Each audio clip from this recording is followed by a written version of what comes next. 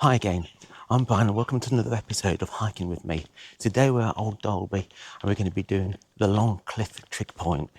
Again, it's going to be about a 7-mile walk and we're going to be starting off near the Crown Inn, which is a lovely pub.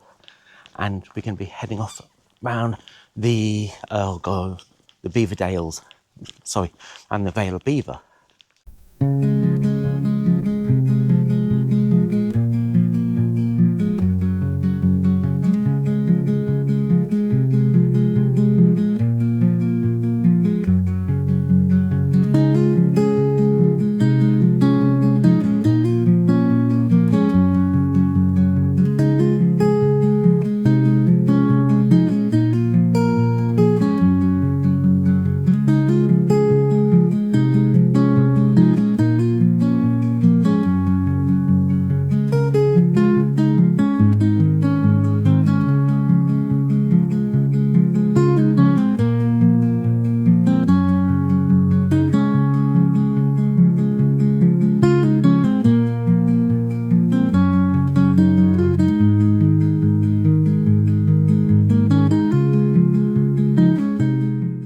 Just near the Crown Inn, and just down the side of it you'll see a footpath.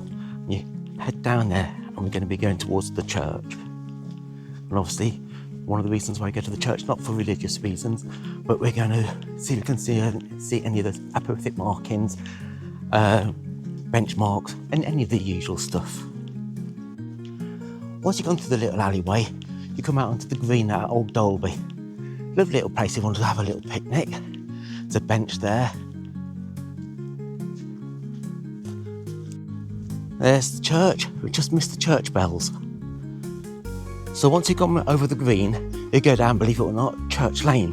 And in front of you, you can see the church. So it's just coming to St John the Baptist Church. Looks an impressive building. Hopefully we'll get there before they actually start doing all the stuff that churches usually do on a Sunday morning. Oh well, we walked all the way around the building. If you'd gone the other way around, we would have found this a lot quicker. But I can't remember how many this is. I can't remember how many this is now. I think this is about our 17th or 18th. I really should have been keeping marks on all this, but this is at St John the Baptist Church at Old Dalby.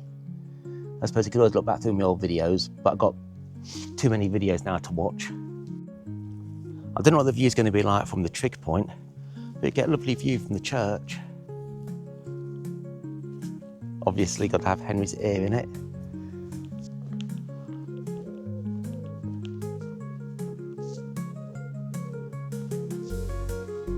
Welcome to St John's the Baptist Church in Old Dalby, Leicestershire. It was built in 1835 by architect Thomas Winter, who placed in a previous wooden structure destroyed by fire. This beautiful Grade II listed Gothic Revival church features red sandstone, ashlar and a distinctive perpendicular style design following a restoration in 1894. Inside you'll find an impressive collection of alabaster monuments dedicated to Noel's family, including St Andrew Noel and Andrew Noel, relocated from an earlier medieval church. A true gem of local heritage, St John the Baptist Church continues to stand as a symbol of history and architectural beauty in Old Dalby. Before we go, let's pause at the back of the church. Here lays 3 striking alabaster monuments to the Noel family. Sir Andrew Noel, who died in 1562, a lady shown with her 2 husbands and children, reminded that she was widowed and remarried, and Andrew Noel with his wife in 1603. Silent now, they still speak of the family power and presence in Old Dalby.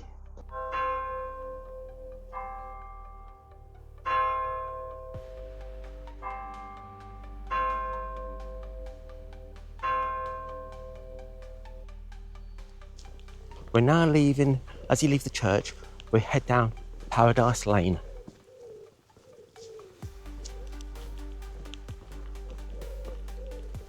After you've been walking down Paradise Lane for a few minutes, you'll come to a footpath on your right hand side. This will take you out into the countryside, and I think this is all part of it's part of no particular footpath. This time in the morning, with the sun just coming in between the trees, and you can get the rays of the light. I don't know if it will show up on this camera, but it just looks so magical and mystical down here. And it's a lot cooler as you walk through here. A little bit complicated around here. It looks like we've got a path that actually takes you up there, but we're taking this one here, I'm hoping. Leaving Old Dalby, we head towards the former Midlands Railway, now the test track where trains from the underground to high-speed prototypes have passed. There's an old air shaft here that feels like a tunnel to nowhere, perfect for whispering rail ghosts. In the quiet, you'll half expect to see a phantom train whistle from the past to drift up.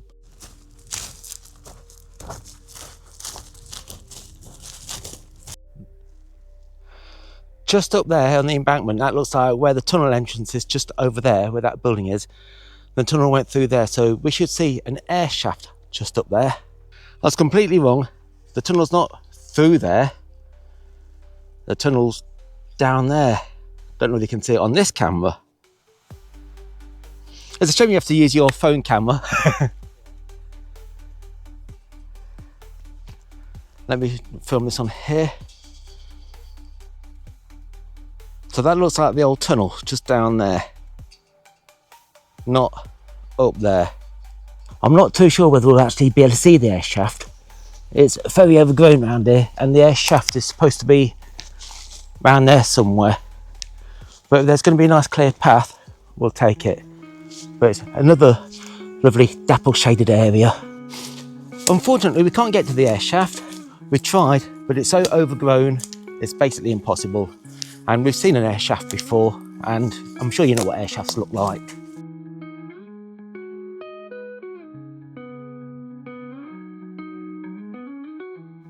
We now come up to Marriott Springs, a woodland that doesn't shout but whispers history. With the trees hanging over the edge, you never know what could be moving in here. It's supposed to be a haunted woodland, but obviously I doubt it. Also, I don't think ghosts will come to me, not sweating like this. Got to admit, I think the view of the Vale of Belvoir, just looking off into the distance, is amazing. Just in front is Compton Plantation, where light comes in shafts and everything else remains in dark corners. A great place to imagine being trailed by the invisible company, or otherwise known as ghosts. In the middle of Queensway Plantation, you've got this small little industrial estate. Not the best thing to see when you're walking through the countryside, but I'm sure it's here for a reason. But as you pass all this industrial estate area, we're going to come to Queensway Old Dalby, which is just down there. I'm not too sure whether I stumbled upon across a prison or something, but that looks like the watchtower over there. I can see somebody, probably can't see it in this camera, but someone's pointing a gun at us. I'm sure Hen will tell us what gun it is. Probably some sort of sniper rifle. So after walking around the plantation and sort of not getting lost, but couldn't find the path that we actually needed, we're just on the outskirts of Nether Broughton. We're now coming up to Queensway Old Dalby, which is just on the edge of Nether Broughton. Once we get to Nether Broughton, we'll do our usual thing and find out if there's any churches or whatever here. But like you probably already know, whether there's a church here or not. We made a slight mistake in Queensway Old Dalby. Instead of taking the path, which should have been directly in front of where we came out from the fields, we went through the house and estate, which was actually nice because it gave Henry a chance to look at all the cars. But we're now back on the path now, and we're heading to Nether Broughton. As you come out through that footpath, you cross over Old Dalby Lane, and you can see there's another path just down there, but watch out for this road because it is a busy one. Cows chilling in the midday sun while we're going for a walk. Well, this is a bit worrying at first. It looks like we're just walking into a corner of a field, but I'm hoping it all, well, not opens up, but leads around it. Yep, there's stile just here. We're now just coming into Nether Broughton on Nottingham Road. We're going to turn right onto Middle Lane, and from here we'll be visiting at St Mary's the Virgin Church, and I'll be scanning for the usual witch carvings. But the real draw to this church is the Belvoir Angel, carved in Switzerland slate in the 17th century, wide-eyed and winged, standing guard over the graves. Folk art or silent guardian, you'll decide. And yes, a light ring of 3 bell rings through the ages, uncovering these haunted whispers, which is part of the charm.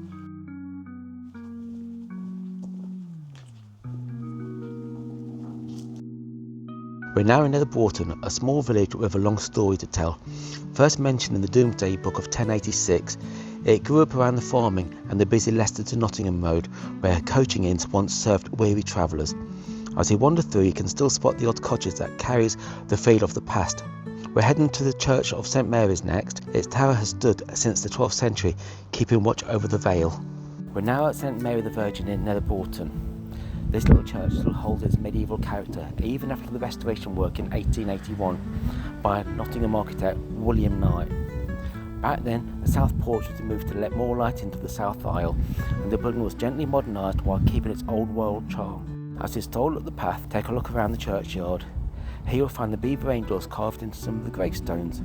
Winged figures meant to protect the dead, silently guarding those who have rested here for centuries. Easily imagine generations of villagers pausing here, taking in the view, feeling a quiet connection to the history and lives of those that came before. And now, if you look closer at the north aisle, you'll see the mason's mark BSF 1903, a small signature from the craftsmen who rebuilt the wall over a century ago.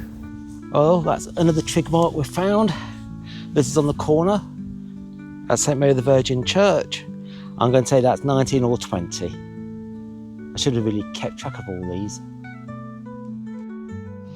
Inside St Mary the Virgin here at Nether Broughton, you'll step back through almost 1,000 years of history. The church dates back from the 12th century, although much of what you see today was rebuilt in the 14th and 15th. Look up and the tall arcade lifts your gaze heavenwards while the stained glass window scatters coloured light across the stone.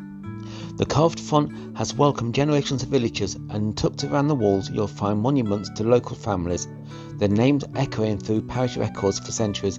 Like many medieval churches, this is the true heart of the community, a place not just for worship but of gathering memories and stories. Not too sure if I'm pronouncing this right, but we're heading out of Heckerdeck Lane, then we'll be turning left onto Nottingham Road. We're just going past the Anchor, where it says on the Heritage Trail the Anchor and Horseshoe on the Nottingham Road. When you get opposite the Anchor pub, or the Anchor and Horseshoe pub, it's a strange name for a pub really, Anchor and Horseshoe. There's not really any connection between an anchor and a horseshoe, unless you're going to go into stability or something along those lines. But once you get to that pub, literally opposite it, you'll see a public right of way sign. So you cross over the road, and then you start heading over the fields towards is it Upper Broughton? Oh, it's just been there. No, Upper Broughton, that's it. That was a difficult gap to spot. We literally walked past that for about a minute, had to come back. I knew it was around here somewhere, and there it is, hiding in the hedge. Well, that was a little bit awkward. We followed that path that took us from the pub, the Anchor and Horseshoe, and we're following the path, and it takes us to this field full of cows and a bull in there. Had a sign saying bull, so we had to try and find a way around. So we went around the edge of the field, which is extremely hard, and found a cricket pavilion. Went through the grounds of the cricket pavilion. We're now walking along the Melton Road. Upper Broughton. Now, Melton Road turns into Main Road as you come into Upper Broughton. This looks like it used to be the old school many years ago. All these village schools used to look like this. All very interesting. That's something you're not seeing for a little while, an old hand pump. See quite a few of these in Rutland. We're now coming to the final church of the day, St Luke's. We're going to do the usual, looking for the benchmarks and all the apophytic markings. Not had any much luck on the apophytic markings so far, but we found the Belvoir Angel and found some of the markings as well. So we're not doing too bad, but again, got quite a nice prominent feature in here. Can't see on the camera, but over there is the aerial. And we just sneaked in there for a quick pint. Over the country line to find St Luke in Upper Broughton, a medieval Grade 1 listed, another 3 bells, a simple elegance and likely some old graffiti carved into the port, names for centuries ago, lines that travel through time. Well, I'm not too sure what those are. But like usual, the only thing I actually find around here is the benchmark and another nice church. So that's our third church on this walk and our last one.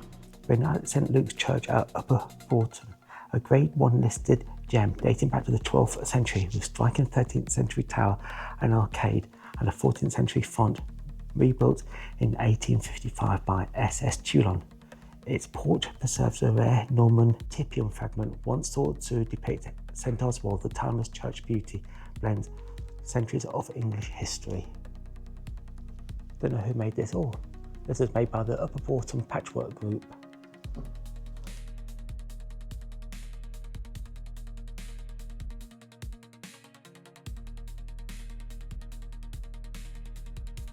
Once you left the pub and had a look around the church, you carry on heading towards Nottingham on the A6006 until you come to the green.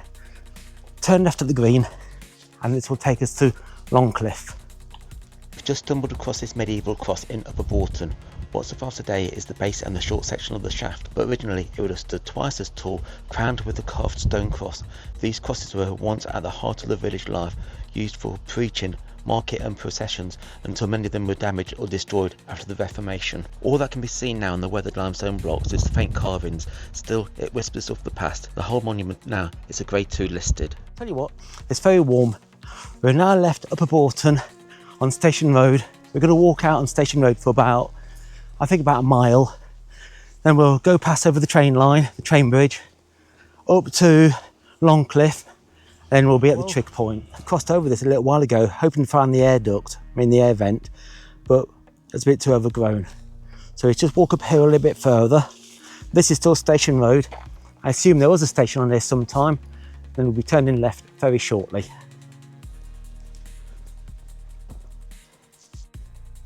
So after you've been walking along Station Road for about 20 minutes, which is roughly about 1 mile, after you've gone past a couple of the bends and everything like that, and a house, and one of the bends, you'll see this little turning on the left, and you go down here, and we should literally be minutes from the Trig point. Oh, this is going to confuse me. I'm hoping it's down this one.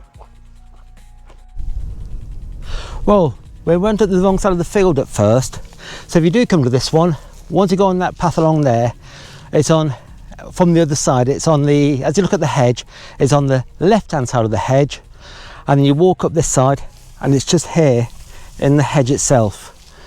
Can't really see a lot, I like to say, but obviously it's all thorns and thistles. There's the spider, so you can see the benchmark. There's the flush bracket. Can't from this angle see what it says, but it looks in good condition. Bit hard to actually see, but this has a lovely view around here. And again, I think over there is Belvoir Castle, but we're going to start heading back to that pub now before it starts shouting at me. Hen, I'm filming. Dad's being a professional. Daddy's been a professional. Sure. Hi again and welcome back to Trig Point Tours. Hi again and welcome to Trig Point Tours. No, Trig World. Didn't really put that in. Henry reckons I ought to put it in. But, well, that's the 37th Trig Point done. Bit of a hard one to find, but that's half the fun. But we're now heading back to the pub now, and Henry's whittling for yet another pint. Well, we're almost back now. Once you've gone along the Longcliff footpath, you turn left onto Longcliff Lane towards Old Dalby, and we're going to be back at the car very, very shortly. So here's Old Dalby. Get back at the car, get freshened up, and Henry's already whittling. He's worse than me, already whittling for a pint. Thank you for joining. Well, that's our 37th Trig Point done. I hope you enjoyed it. We've been to several churches, visited several villages, and now we're back at the car and we're going to stop for a pint. Hopefully you enjoyed this video, and if you did, please like and subscribe, and I'll see you again next time. Thank you. Bye.